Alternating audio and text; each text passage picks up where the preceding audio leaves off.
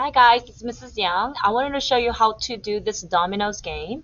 So once you go to the Canvas assignment, then you have this Dominoes open. And you can click on the very first one. It says put the domino pieces so that it completes the circuit. Start with any domino piece, then solve an expression to find the next domino piece. So it sounds kind of confusing, so I'm gonna go to the second slide and you will see these circuits. You see the arrows going around this way. So what you're supposed to be doing is if you scroll, if you look at the bottom, you can actually see left and right. I don't know if you see what I see. This is what I see. So you can actually look left and right. These are the pieces that you can move around. You see you can move things. Okay, and you got 19 on one side and you have the other side has an expression. So you're supposed to solve an expression. So I'm just going to solve the very first one because that's what I see. So I have a 4 times 8, which is 32, and you have 100 minus 32 plus 5, and then that will be 68, and then plus 5 will be 73. So this is the first piece I'm doing. So I'm going to put it in this corner.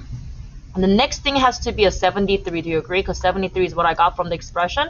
So what I'm going to do is I'm going to simply move it over, and I'm going to put the 73 right here.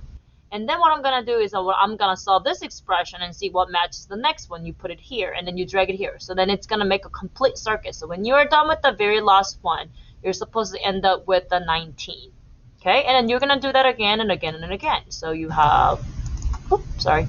You have these numbers here, and then you also have, if you scroll, so this only thing that I'll say is that like going back and forth may be a little bit confusing. So what I suggest is that if I were you, I will write down all those things, solve it on a journal, and then put them together at the end, all at the same time, instead of trying to move it back and forth. That might be a little bit more confusing. So you got those 3 things to complete. Have fun!